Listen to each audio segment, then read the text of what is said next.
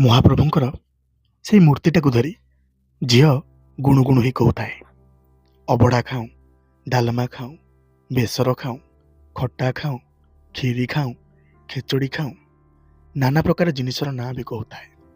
ଏ କଥାକୁ ବାପା ଦୂରରୁ ଥାଇ ସବୁ ଶୁଣୁଥାନ୍ତି। ଆଖି ଛଳ ଛଳ ଲୁହରେ କୁହନ୍ତି, ସାନ୍ତେ, ଦେଖୁଛ ତ ଝିଅଟା ତୁମକୁ କେତେ ଭଲ ପାଉଛି, ଆଉ ତୁମର ସେ ମହାପ୍ରସାଦରେ ତାର ଲୋଭ। ହେଲେ ଏପଟେ ଦେଖ, ଏମିତିଆ କାମଟିଏ କରୁଛି ଯେ ତର ଟିକେ ମିଳୁନି। ମାଲିକ ତ ଭାରି ରାଗି ଲୋକ, ଦିନେ ହେଲେ ବି ଛୁଟି ଦେଉନି ମୋତେ। କ'ଣ ଯେ କରିବି ତାର ସେଇ କୁନି କୁନି କଣ୍ଠାରେ ମହାପ୍ରଭୁଙ୍କ ପ୍ରତି ଏମିତି ଭଲ ପାଇବା, ଅତୁଟ ସ୍ନେହ ଆଉ ଶ୍ରଦ୍ଧା, ଯେ କେହି ଦେଖେ ତାକୁ ଯେମିତି ଲାଗେ ଝିଅଟି ବୋଧେ ପାଗଳିନୀ ହୋଇଯାଇଛି। ନୁହେଁ ତ ଆଉ କ'ଣ? ଯେତେବେଳେ ଦେଖ ସେଇ ମୂର୍ତ୍ତିଟାକୁ ଧରି ଦାଣ୍ଡ ବାରି ଘୁରି ବୁଲେ, ପାଠ ପଢ଼ିକି ଆସେ। ପିଲାମାନଙ୍କର ଖେଳକୁଦରେ ମନ, କିନ୍ତୁ ତାର ସେଇ ମୂର୍ତ୍ତିଟା ସାଙ୍ଗରେ। ତାକୁ ଯେମିତି ଲାଗେ ସେ ମୂର୍ତ୍ତିଟା ତାକୁ କଥା କହୁଛି, ତା ସହିତ ଖେଳୁଛି, ତା ସହିତ ହସୁଛି। ଏ କଥା କିନ୍ତୁ ଲୋକମାନେ କିଛି ବି ବୁଝିପାରନ୍ତିନି। କୁନି କୁନି ପାଟିରେ ମହାପ୍ରଭୁଙ୍କ ପ୍ରତି ଭଲ ପାଇବା ଅଜାଡ଼ି ଦିଏ ସେ। ସ୍ନେହ କରେ ସେ, ଆଉ ଶ୍ରଦ୍ଧା କରେ ସେ। ଠାକୁରଙ୍କୁ ନିଜ ହାତରେ ଗାଧୋଇ ଦିଏ, ନିଜ ହାତରେ ନୂଆ ନୂଆ ଲୁଗା ସବୁ ପିନ୍ଧେଇ ଦିଏ, ଭାତ ଡାଲି ରାନ୍ଧି ଖାଇବାକୁ ମଧ୍ୟ ଦିଏ। ଏପଟେ ଲୋକମାନେ ପରିହାସ କରି କୁହନ୍ତି, ଆଲୋ ମା, ଠାକୁରଙ୍କୁ ଭାତ ଡାଲି କ'ଣ ଦଉଛୁ? ଝିଅଟି ହସି ଦେଇ କୁହେ, ତମେ କିଛି ଜାଣିନ, ମୋ କାଳିଆ ସବୁ ଖାଇବ।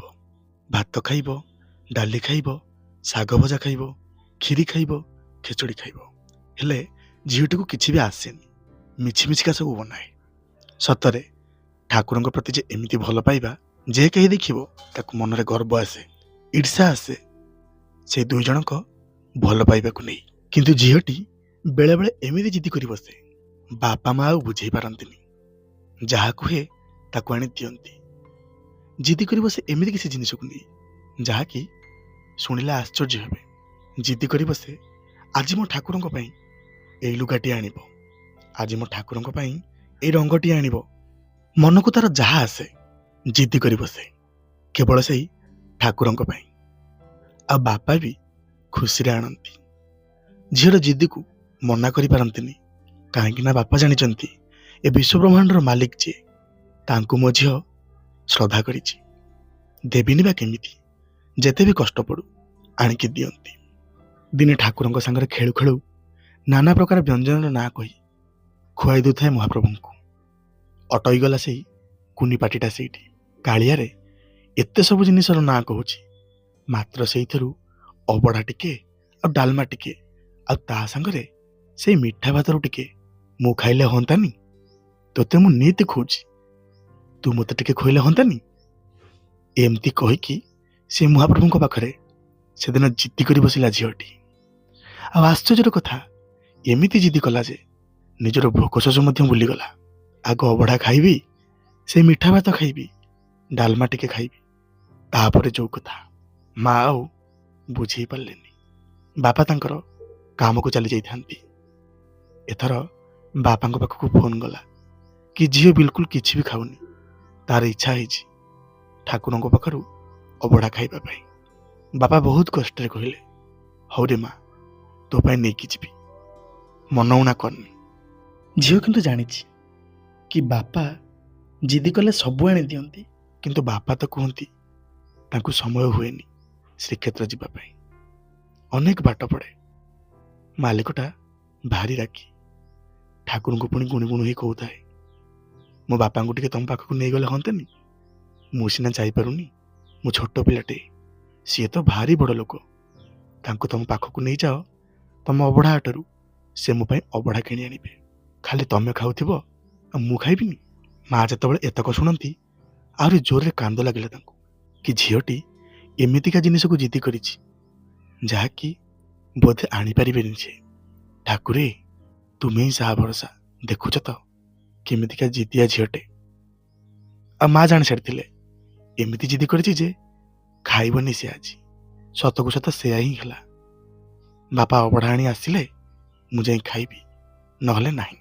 ବାପାଙ୍କର ଆଉ କାମରେ ମନ ଲାଗିଲାନି ସେଦିନ।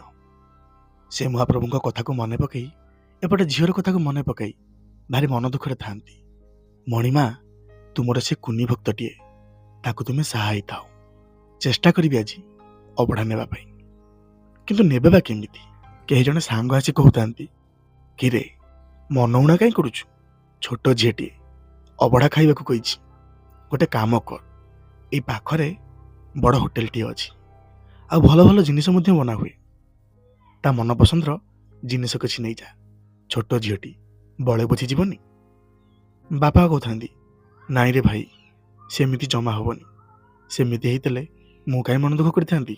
ତଥାପି ସାଙ୍ଗଟିର କଥା ରକ୍ଷା କରି, ହଉ ଠିକ୍ ଅଛି, ନେଇଯିବି। ଆଉ ମିଛରେ କହିବି ଏତକ ଶ୍ରୀକ୍ଷେତ୍ରରୁ ଆଣିଛି ବୋଲି। ଏଇ କଥା ଭାବି ବାପା ଝିଅ ପାଇଁ କିଛି ମନପସନ୍ଦର ଜିନିଷ, ଯେମିତିକି ମିଷ୍ଟାନ୍ନ, ଡାଲମା, ତା ସାଙ୍ଗକୁ ପୋଟଳ କଷା, ନାନା ପ୍ରକାର ଜିନିଷ ନେଇଯାଇଥାନ୍ତି ଝିଅ ପାଇଁ। ଆଉ ମନେ ମନେ କହୁଥାନ୍ତି, ସାନ୍ତେ ଏଇଥରକ ବୁଝେଇ ଦିଅ, ଆରଥର ଜିଦି କଲେ ତୁମ ପାଖକୁ ନିଶ୍ଚୟ ନେଇକି ଯିବି। ସବୁତକ ଜିନିଷ ନେଇ କାମ ସାରି ଘର ବାହୁଡ଼ାଉଥାନ୍ତି। ପାଖାପାଖି ଅଧା ବାଟରେ ହେଇଛନ୍ତି କି ନାହିଁ, କେହି ଜଣେ ଦୁଃଖିନୀ ମା ତାର ଛୋଟ ପିଲାଟିକୁ ଧରି ବାବୁଙ୍କ ପାଖରେ ଆସି ପହଞ୍ଚିଲା। ଆଉ କହୁଥାଏ, 2-4 ଦିନ ହେବ କିଛି ବି ଖାଇନି।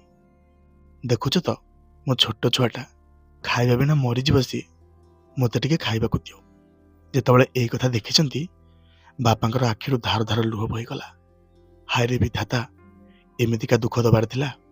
ଦେଖୁଛୁ ତ ଦୁଃଖିନୀ ମାଟିଏ, ତା କୋଳରେ ପୁଣି ଛୋଟ ଶିଶୁଟିଏ, ବିଚରା କେଡ଼େ ଦୁଃଖରେ ଅଛି। ଆଉ ସେତେବେଳକୁ ବାପା ଭୁଲି ସାରିଥିଲେ ତାଙ୍କର ସେଇ ଛୋଟ ଝିଅର ଅଳି ଅର୍ଦ୍ଦଳି କଥାକୁ। କାହିଁକି କେଜାଣି ଭାରି ଖୁସିରେ ଅତି ଆନନ୍ଦର ସହିତ ଆଣିଥିବା ସବୁତକ ଖାଇବା ଜିନିଷ ଟେକିଦେଲେ ସେ ଦୁଃଖିନୀ ମାଟିର ହାତକୁ। ମାଟି ତ ଖାଇବା ନେଇ ଚାଲିଗଲା ତା ବାଟରେ ମନ ଖୁସିରେ। କିନ୍ତୁ ବାବୁଙ୍କର ଏଣିକି ମନ ଦୁଃଖ ହେଲା। ମନ ଦୁଃଖ ସେ ଖାଇବା ପାଇଁ ନୁହଁ, ମନ ଦୁଃଖ ଏଇଥିପାଇଁ ହେଲା କି ଘରକୁ ଗଲେ ଝିଅକୁ କ'ଣ କହିବି? ସେ ତ ଭାରି ଜିଦିଆ, ରୁଷିଥବ ସେ ମୋ ଉପରେ। ମା କହୁଥିଲା, କିଛି ବି ଖାଇନି କୁଆଡ଼େ ସେ, କ'ଣ ଯେ କରିବି?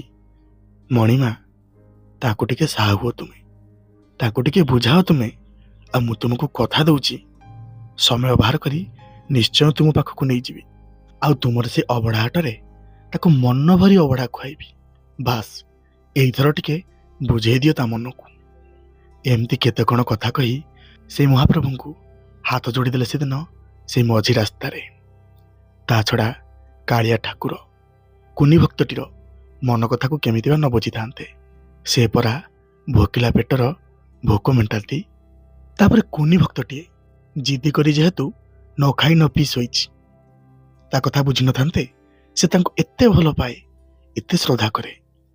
ବାପା ଚାଲି ଚାଲି ଆସୁଥାନ୍ତି, ବାଟରେ ଦେଖିଲେ କେହି ଜଣେ ଲୋକ ବ୍ୟାଗଟିଏ ଧରି ଆସୁଛି ତାଙ୍କରି ଆଡ଼କୁ, ହସ ହସ ମୁହଁରେ। ଆଉ କହୁଥାଏ, କାମ ସରିଲା? ହଁ ଆଜ୍ଞା। ହେଲେ ତମର ଏମିତି ମନ ଦୁଃଖ କାହିଁକି? ବାପା କିଛି ବି କହୁନଥାନ୍ତି, ସେ ତାଙ୍କ ବାଟରେ ଚାଲି ଯାଉଥାନ୍ତି। ଲୋକଟି ପୁଣି ହାତ ଧରି ନେଇ କହିଲା, କି ହୋ ବାବୁ, ଏମିତି କଥା ନ ହେଇ ଚାଲି ଯାଉଛ କ୍ୟା? ଅଜବ ଲୋକ, ନା ତୁମକୁ ମୁଁ ଚିହ୍ନିଛି ନା ତୁମକୁ ଜାଣିଛି, ତୁମ ସହିତ ପୁଣି କି କଥା? ଆରେ ଭାଇ, ମୁଁ ବି ଜଣେ ବାଟୋଇ, ମୁଁ ବି ତୁମ ପରିକା ମୋ କାମଧନ୍ଦାରେ ଫେରୁଥିଲି। ବାଟରେ ଦେଖା ହେଇଗଲ, ଭାବିନିଅ ମୁଁ ତୁମର ଜଣେ ଅଜଣା ବନ୍ଧୁ। ଏଥର ବାପାଙ୍କୁ ଟିକେ ଆଶ୍ୱସ୍ତି ମିଳିଲା, ଯେହେତୁ ଲୋକଟି ହାତ ଧରି ନେଇ ବନ୍ଧୁ ବୋଲି କହୁଛି। କଥା ହେଲେ 2-4 ପଦ, କହୁ କହୁ ମନର କଥା ସବୁ କହିଗଲେ। ସେଇ ଝିଅଟିର କଥା ମ, ଭାରି ଜିଦିଆ ଝିଅଟି। କିନ୍ତୁ ଆଶ୍ଚର୍ଯ୍ୟର କଥା ହେଉଛି, ଜିଦିଆ ଝିଅଟିର କଥା ଶୁଣି କି ବିରକ୍ତି ହେବା କଥା, କିନ୍ତୁ ଲୋକଟି ଆନନ୍ଦର ସହିତ ହସିବାକୁ ଲାଗିଲା। ସତରେ ତମେ କେଡ଼େ ଭାଗ୍ୟବାନ ଏମିତିକା ଝିଅଟିଏ ପାଇଛ।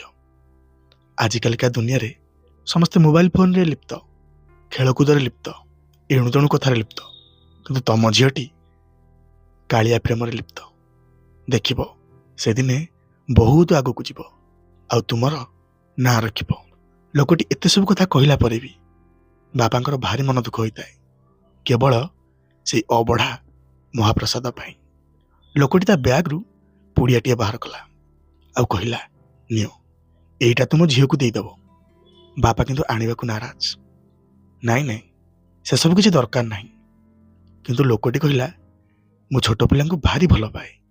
ଏଇ ଦେଖୁନ, ମୋ ପାଖରେ ଏମିତିକା କେତେ ପୁଡ଼ିଆ ଅଛି। ଏଇଟା ମୋ ତରଫରୁ ତମ ଝିଅ ପାଇଁ, ଆଉ ଶ୍ରଦ୍ଧାରେ ଦଉଛି।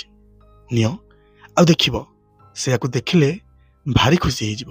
ଖୁସି ଆଉ କ'ଣ ହେବ ଯେ, ସକାଳୁ ପହରୁ ଜିଦି କରି ଲଗେଇଛି, ଅବଢ଼ା ଖାଇବ, ମିଠା ଭାତ ଖାଇବ, ତା ସାଙ୍ଗରେ ଡାଲମା। ସେତକ ତ ଦେଇପାରିଲିନି। ଆକୁ ଦେଖିଲେ ସେ ଖୁସି ହେବ? ମନକୁ କେତେ କ'ଣ କଥା ଆସିଲେ ବି ଯେହେତୁ ଲୋକଟି ଶ୍ରଦ୍ଧାର ସହ ଦଉଛି, ମନା କରିପାରିଲେନି। ନେଇ ଆସିଲେ। ଏମିତି ଅଣଦେଖା କରି ବ୍ୟାଗ୍ରେ ରଖିଦେଇ ନିଜ ବାଟରେ ଚାଲିଲେ। ଲୋକଟି କିନ୍ତୁ କହୁଥାଏ, ହଁ ଆଉ କେବେ ଦେଖାହେବ। ହେଲେ ବାପାଙ୍କୁ କିନ୍ତୁ ସେଇ କିଛି ସମୟ ଟିକେ ଅଜବ ଅଜବ ଲାଗୁଥାଏ। ମାନେ ସେଇ ଲୋକଟି ସହିତ ଯେବେଠାରୁ କଥାବାର୍ତ୍ତା କଲେଣି, କିନ୍ତୁ ସେ କଥା ଆଉ କିଛି ମୁଣ୍ଡରେ ନ ପୁରେଇ ବାହାରିଗଲେ ଘରକୁ। ଆଉ ତାଙ୍କର ତ ମନରେ ଥାଏ, ତାଙ୍କର ସେ ଛୋଟ ଝିଅ କଥା କ'ଣ କରୁଥିବ ମୋ ମା। ନ ଖାଇ ନ ପିଇ ଜିଦି କରି ଶୋଇଯାଇଥିବ ନା। ଠାକୁରେ, ମୁଁ ଆସୁଛି। ଏତକ କହି ଯେତେବେଳେ ଘରେ ପହଞ୍ଚନ୍ତି, ଯାହା ଭାବିକି ଆସିଥିଲେ ସେୟା ହିଁ ହେଇଛି। ଝିଅର ମା କହୁଥାଏ, ଦେଖୁଛ ତ କେଡ଼େ ଜିଦିଆ ପିଲାଟା, କୋଳରେ ଠାକୁରଙ୍କର ସେ ମୂର୍ତ୍ତିକୁ ଧରି ଜିଦି କରି ଶୋଇଛି। ଠାକୁର କୁଆଡ଼େ ତା ପାଇଁ ଅବଢ଼ା ଆଉ ସେଇ ମିଠା ଭାତ ଆଉ ଡାଲମା ପଠେଇବେ, ତାପରେ ସିଏ ଖାଇବ। ବାପା ଦେଖିକି କାନ୍ଦି ପକେଇଲେ ସେଦିନ। କିରେ ମା, ଏମିତିକା ଜିଦି କରନି, ହାରିଯିବୁରେ ଜୀବନରେ। ଅନେକ ସାଧୁସନ୍ଥ ଆଉ ଜ୍ଞାନୀଗୁଣୀ ବ୍ୟକ୍ତିମାନେ ତାଙ୍କୁ ପାଇବା ପାଇଁ କେତେ ପ୍ରାର୍ଥନା କରନ୍ତି, କେତେ ତପସ୍ୟା କରନ୍ତି, କେତେ ଧ୍ୟାନ କରନ୍ତି। ଆଉ ତାଙ୍କୁ ପାଇବା ପାଇଁ ତୋର ଏଇ ଜିଦି କିଛି ନୁହେଁ ଲୋ ମା। ସେ ହଟିଆ ଠାକୁର, ସେ ମନୁଆ ଠାକୁର, ଯାହାକୁ କୃପା କରିବେ ତାକୁ ହିଁ ଦର୍ଶନ ଦେବେ। ଏମିତି କେତେ କ'ଣ କଥା ମହାପ୍ରଭୁଙ୍କ ପାଖରେ ଅଳି କରି ବସିଲେ ବାପା। ଝିଅଟିକୁ ଡାକୁଥାନ୍ତି। ଝିଅଟି ଉଠିବାକୁ ନାରାଜ, ଜିଦି କରି ଶୋଇଥାଏ। କିନ୍ତୁ ତାଙ୍କର ମନେ ପଡ଼ିଗଲା ସେ ଲୋକ ଜଣକ ଝିଅ ପାଇଁ କିଛି ଉପହାର ସ୍ୱରୂପ ଦେଇଥିଲେ। ସେ କହୁଥାନ୍ତି, ଦେଖୁଛୁ ତ ମା, ଆଜି ଜଣେ ସାଙ୍ଗ ବାଟରେ ଦେଖାହେଲେ, ସେ ତୋ ପାଇଁ କ'ଣ ଦେଇଛନ୍ତି ଦେଖିଲୁ। ଯେତେବେଳେ ଝିଅଟି ଏତକ ଶୁଣିଲା, କାହିଁକି କେଜାଣି ତା ମନକୁ ଆସିଲା କି ବାପା ମୋ ପାଇଁ କ'ଣ ଆଣିଛନ୍ତି। ହଁ ବାପା, ଦେଖାଅ କ'ଣ ଦେଇଛନ୍ତି ସେ। ଆଶ୍ଚର୍ଯ୍ୟର କଥା, ଝିଅଟି ସେଦିନ ଏତେ ଆଗ୍ରହର ସହ ଉଠିଲା। ବାପା ଏମିତି ଆଗରୁ କେବେ ଦେଖିନଥିଲେ। ଆଉ ବାପା ଯେତେବେଳେ ସେ ବ୍ୟାଗ୍ଟାରୁ ସେ ପୁଡ଼ିଆଟିକୁ ଖୋଲି ଦିଅନ୍ତି, ମହ ମହ ହୋଇ ଘରଟି ବାସି ଉଠିଲା। ଫାଟି ପଡ଼ୁଥାଏ ସେ ଅବଢ଼ା, କାନିକା ଆଉ ଡାଲମାର ବାସରେ। ତୁଳସୀ ଚନ୍ଦନ କର୍ପୂରର ବାସ ଚହଟି ଉଠୁଥାଏ। ଆଉ ମହାପ୍ରଭୁଙ୍କର ସେ ଦିବ୍ୟ ମୂର୍ତ୍ତିଟା ଯେମିତି ଖିଲି ଖିଲି ହୋଇ ହସୁଥାଏ ତାଙ୍କ ଆଡ଼କୁ ଚାହିଁ। ସମସ୍ତେ ସେଦିନ ସ୍ତବ୍ଧ ହୋଇଗଲେ ସେଇଠି। ବାପା ହିଁ ଭାବୁଥାନ୍ତି, ଆରେ ଲୋକଟା ମୋତେ ଏସବୁ ଜିନିଷ ଦେଇଗଲା, ଅଥଚ ମୁଁ ତାକୁ କେତେ ଅଣଦେଖା କରିଛି ସେଇଠି। ଆଉ ଲୋକଟା ସହିତ ମନ ଭରି କଥା ବି ହେଇପାରିନି। ହେଲେ ସେ ଲୋକଟା କିଏ ଥିଲା? ଝିଅଟି ତାର କଇଁ କଇଁ କଣ୍ଠରେ କହୁଥାଏ, କିଏ ଆଉ ହେବ, ସିଏ ମୋ ମହାପ୍ରଭୁ ନିଜେ। ଆଉ ତମେ କହୁନ ବାପା, ତମେ ଏତେ ଦିନ ହେଲା ଆସିଲଣି, ମୋ ପାଇଁ କିଏ କ'ଣ କେବେ ଦେଇଛି? ମୋ ମନ କହୁଛି ସେ ଲୋକ ଜଣକ ଆଉ କେହି ନୁହନ୍ତି, ମୋ କାଳିଆ ଠାକୁର। ସହିପାରିଲେନି ମୋ ଦୁଃଖକୁ। ଆଉ ଦେଖୁଛ ତ, ମୁଁ ବି କେଡ଼େ ଜିଦିଆ ଝିଅଟା। ମୁଁ କେତେ ଜିଦି କରି ବସିଲି, ମୋରି ପାଇଁ ଠାକୁର ଆଜି ବାଟୋଇ ହୋଇ ଆସିଲେ। ଆଉ ତୁମକୁ ତୁମ ସାଙ୍ଗ କହି ଅବଢ଼ା ଦେଇଗଲେ। ଦେଖୁଛ ତ, ଝିଅଟି ମୁହଁରୁ ଠାକୁରଙ୍କ ପ୍ରତି ଏମିତିକା ଭଲ ପାଇବା ଆଉ ଏମିତିକା ଶ୍ରଦ୍ଧାଳୁ କଥା ଶୁଣି ବାପାଙ୍କ ଆଖିରୁ ଠକ୍ ଠକ୍ ଲୁହ ଝରିଗଲା। ମା ବି ହାତ ଯୋଡ଼ି ଦେଇ କହୁଥାନ୍ତି, ଦେଖୁଛ ତ, ସେ କରୁଣାମୟଙ୍କ କରୁଣା ଅପାର। ସେ ଆମ ଝିଅକୁ କେତେ ଭଲ ପାଆନ୍ତି। କିନ୍ତୁ ବାପା ସେ କଳାମୂର୍ତ୍ତିଙ୍କ ମୂର୍ତ୍ତିକୁ ଚାହିଁ ମନ ପକାଉଥାନ୍ତି ସେ ବାଟରେ ଘଟିଥିବା ସେଇ କିଛି ମୁହୂର୍ତ୍ତର କଥାକୁ। ବାପା କହୁ କହୁ ସବୁ କଥା କହିଥିଲେ। ବୁଝିଲୁ ରେ ମା, ତୁ ମନ ବଳେଇଥିଲୁ ଅବଢ଼ା ପାଇଁ। ମୁଁ ଜାଣି ଛାଡ଼ିଥିଲି ଏସବୁ ତୋତେ ମୁଁ ଦେଇପାରିବିନି ବୋଲି। ଆଉ ତୋ ପାଇଁ ଗୋଟେ ଭଲ ହୋଟେଲରୁ କିଛି ଭଲ ଭଲ ଖାଇବା ବି ଆଣିଥିଲି। ଆଉ ଜାଣିଛୁ, ଯେତେବେଳେ ଅଧା ବାଟରେ ହୋଇଛି, ଜଣେ ଦୁଃଖିନୀ ମାଆକୁ ସେସବୁ ଦେଇଦେଲି। ଆଉ ମୋ କାଳିଆ ସାଆନ୍ତଙ୍କୁ ହାତ ଯୋଡ଼ି ଦେଇ କହିଥିଲି, ତୋ କଥା ସେ ବୁଝିବେ ବୋଲି। ଏବେ ବୁଝିଛୁ ଲୋ ମା, ସେ ତୋତେ କେତେ ଭଲ ପାଆନ୍ତି। ସେ ମନୁଆ ଠାକୁର ତୋ ମନ କଥା ବୁଝିପାରିଲେ। ଆଉ ତୋରି ପାଇଁ ବାଟୋଇଟିଏ ହୋଇ ମୋ ବନ୍ଧୁ ସାଜିକି ମୋରି ହାତରେ ଅବଢ଼ା ପଠାଇଦେଲେ। ହେ କୋଟି ଓଡ଼ିଆର ମଉଡ଼ମଣି, ହେ କାଳିଆ ସାଆନ୍ତ, ହେ ଜଗତର ନାଥ ଶ୍ରୀ ଜଗନ୍ନାଥ, ତୁମ ହାତର ସ୍ପର୍ଶ ପାଇ ମୁଁ ମଧ୍ୟ ଧନ୍ୟ ହୋଇଯାଇଛି। ଏମିତିକା ଝିଅଟିକୁ ଜନ୍ମ ଦେଇ ଆମେ ବାପ ମା ଦି ଜଣ ଧନ୍ୟ ହୋଇଯାଇଛୁ। ଶାନ୍ତେ ଏମିତି କରୁଣା କରିଥାଅ ଏ ଗରିବ ଦୁଃଖୀ ଜନମାନଙ୍କ ଉପରେ। ତୁମର ସେ ଅପଲକ ନୟନରେ ସେମିତି ଚାହିଁ ରହିଥାଅ ଏ ବିଶ୍ୱବାସୀଙ୍କୁ। ସେମାନେ ତୁମକୁ ଭାରି ଭଲ ପାଆନ୍ତି, ସେମାନେ ତୁମକୁ ଭାରି ଶ୍ରଦ୍ଧା କରନ୍ତି। ସେଦିନ ସେ ପରିବାରରେ ମହାପ୍ରଭୁଙ୍କ ପାଇଁ ଖେଳି ଯାଇଥିଲା ଖୁସିର ଲହରୀଟିଏ। ହଁ ଆଜ୍ଞା, ସେ ଜିଦି କରୁ ପଛେ ଭକ୍ତଟିର ମନ କଥା ବୁଝିଲେ ମହାପ୍ରଭୁ।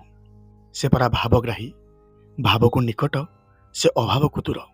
ଆପଣମାନେ ବି ତାଙ୍କୁ ଭାବରେ ଡାକନ୍ତୁ, ଶ୍ରଦ୍ଧାରେ ଡାକନ୍ତୁ, ଆଉ ନିଜକୁ ସମ୍ପୂର୍ଣ୍ଣ ରୂପେ ସମର୍ପଣ କରିଦିଅନ୍ତୁ ସେଇ ଭାବଗ୍ରାହୀଙ୍କଠାରେ। ଦେଖିବେ ଆପଣଙ୍କ ଡାକ ବି ସେ ଶୁଣିବେ, ଆପଣଙ୍କ କଥା ବି ରଖିବେ, ଆଉ ଆପଣଙ୍କ ମନ କଥା ସେ ନିହାତି ବୁଝିବେ। ନମସ୍କାର। ସେଇ ମହାପ୍ରଭୁଙ୍କ ଉଦ୍ଦେଶ୍ୟରେ ଆଜିର ଏହି ଛୋଟ ଭିଡ଼ିଓଟି ଯଦି ଆପଣମାନଙ୍କୁ ଭଲ ଲାଗିଥାଏ ଜଣାଇବେ ନିଶ୍ଚୟ। ଆଉ ଯଦି କଥା ଚଳରେ ସାମାନ୍ୟ ମଧ୍ୟ ତ୍ରୁଟି ଥାଏ ମୋର, ଦୟାକରି କ୍ଷମା କରିବାକୁ ଅନୁରୋଧ। ଆଉ ମହାପ୍ରଭୁଙ୍କ କୃପାରୁ ସମସ୍ତେ ଭଲରେ ଥାନ୍ତୁ, ସମସ୍ତେ ଖୁସିରେ ଥାନ୍ତୁ। ପୁଣି ଦେଖାହେବ ନୂଆ କାହାଣୀ, ନୂଆ ଅନୁଭୂତି, ନହେଲେ ମହାପ୍ରଭୁଙ୍କର ଦିବ୍ୟ ଚମତ୍କାର ଲୀଳାକୁ ନେଇ। ଆଜି ପାଇଁ ଏତିକି। ଜୟ ଶ୍ରୀ ଜଗନ୍ନାଥ।